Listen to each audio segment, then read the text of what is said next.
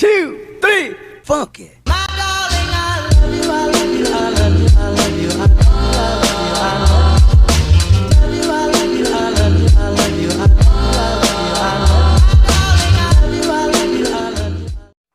Assalamualaikum. Sebelum masuk ke videonya, gimana kalau kita kenalan dulu? Nama aku Devi Afriliawati, biasa dipanggil Devi. Kalau mau kenal lebih dekat boleh dong kita mutualan IG, klik deskripsi di bawah video ini ya.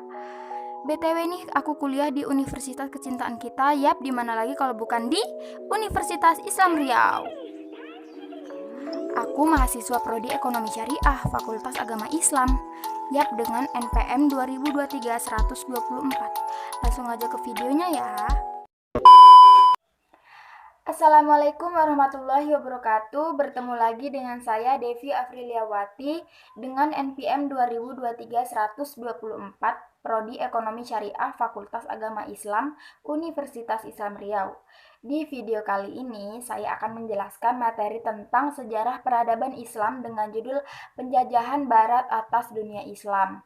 Pada materi yang akan kita bahas hari ini ada sekiranya 5 judul besar, yakni yang pertama, penjajahan Barat terhadap dunia Islam di anak benua India dan Asia Tenggara. Yang kedua, masa Renaissance di Eropa. Yang ketiga, imperialisme Barat di dunia Islam. Yang keempat, kemunduran kerajaan Utsmani dan ekspansi Barat ke negeri-negeri Islam. Dan yang terakhir, usaha umat Islam untuk mengatasi kondisi keterpurukan. Masuk ke judul yang pertama, yakni penjajahan Barat terhadap dunia Islam di anak benua India dan Asia Tenggara. Invasi Eropa terhadap dunia Islam tidak pernah sama, tetapi selalu menyeluruh dan efektif. Penetrasi Barat terhadap dunia Islam di Timur Tengah pertama-tama dilakukan oleh dua bangsa Eropa terkemuka, yakni Inggris dan Prancis. Inggris terlebih dahulu mencoba menguasai kerajaan Mughal di India. Selama pertengahan terakhir abad ke-18, para pedagang di Inggris telah menetapkan dirinya di Bengali. Rentang waktu antara tahun 1798 sampai 1818 dengan perjanjian atau aksi militer yang baru menyerah pada tahun 1843 sampai 1849. Sementara itu, Perancis merasa perlu memutuskan hubungan komunikasi antara Inggris di barat dan India di timur. Maka dari itu, pintu gerbang di India, yakni Mesir, berhasil ditaklukkan dan dikuasai oleh Napoleon Bonaparte pada tahun 1798. Alasan lain Prancis menaklukkan Mesir adalah untuk dapat menjadi sentral aktivitas untuk mendistribusikan barang-barang ke Turki, ke Syria, hingga ke timur. Masuk ke materi yang kedua, yakni masa Renaissance di Eropa. Yang pertama, saya akan menjelaskan latar belakang Renaissance. Zaman pertengahan merupakan zaman kegelapan di mana pengaruh keagamaan sangatlah terasa, di mana gereja mengatur seluruh aspek kehidupan masyarakatnya, mulai dari kreativitas sampai ke pemerintahan. Ini dikarenakan semua kepentingan haruslah demi kepentingan gereja. Jika tidak, gereja akan memberi hukuman yang kejam.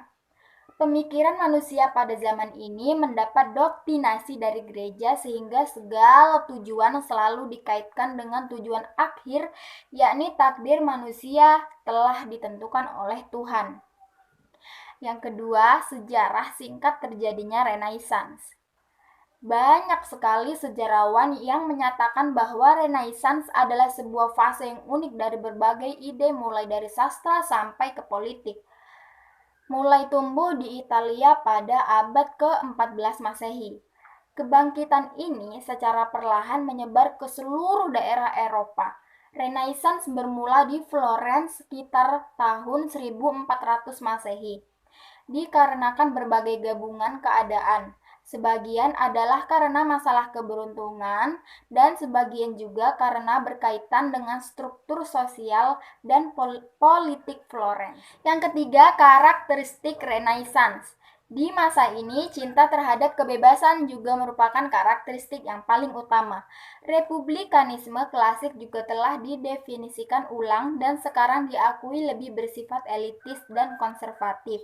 Di dalam praktek juga teori daripada republikasi individualistis Eropa dan Amerika di kemudian hari. Seni rektoria atau seni berbicara secara persuasif ditemukan dalam warga yang mengadopsi teknik tersebut.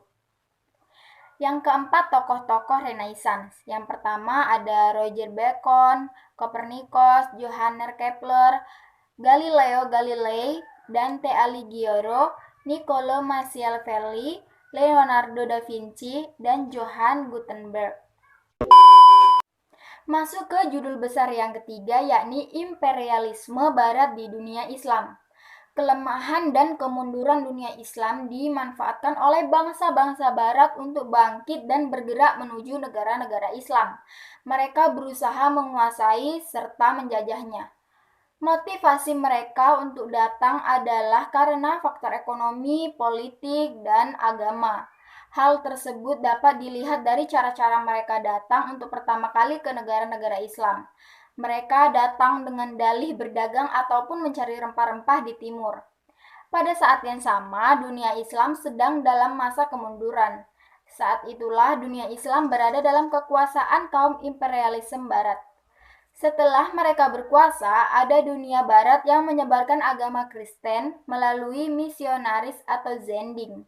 Penjajahan bangsa Barat dipelopori oleh bangsa Spanyol dan Portugis yang mempunyai tujuan yang hampir serupa, yakni di samping mencari searah penanaman modal asingnya, mereka juga berusaha untuk menyebarkan agama Kristen di wilayah jajahannya.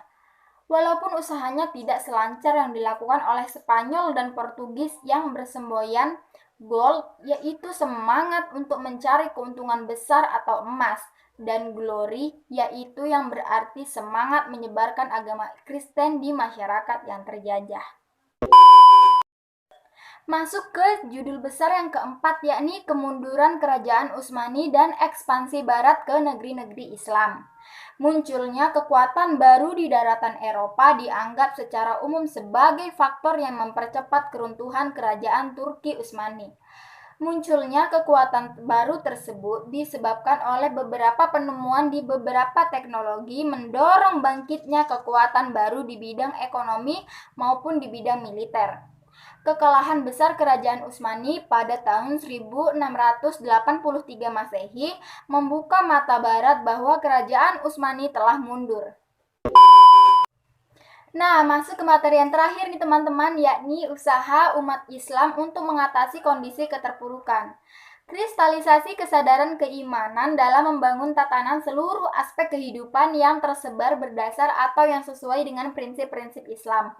Makna ini mempunyai implikasi kewajiban bagi umat Islam untuk mewujudkannya melalui gerakan-gerakan, baik di bidang politik, bidang ekonomi, bidang sosial, dan juga bidang kebudayaan. Nah, sekian materi tentang penjajahan Barat atas dunia Islam yang dapat saya jelaskan. Mohon maaf jika ada kekurangan dalam penyampaian materi. Kritik dan sarannya saya persilahkan demi kebaikan saya untuk kedepannya agar saya dapat belajar lebih giat lagi. Terima kasih atas perhatiannya. Assalamualaikum warahmatullahi wabarakatuh. Bye-bye.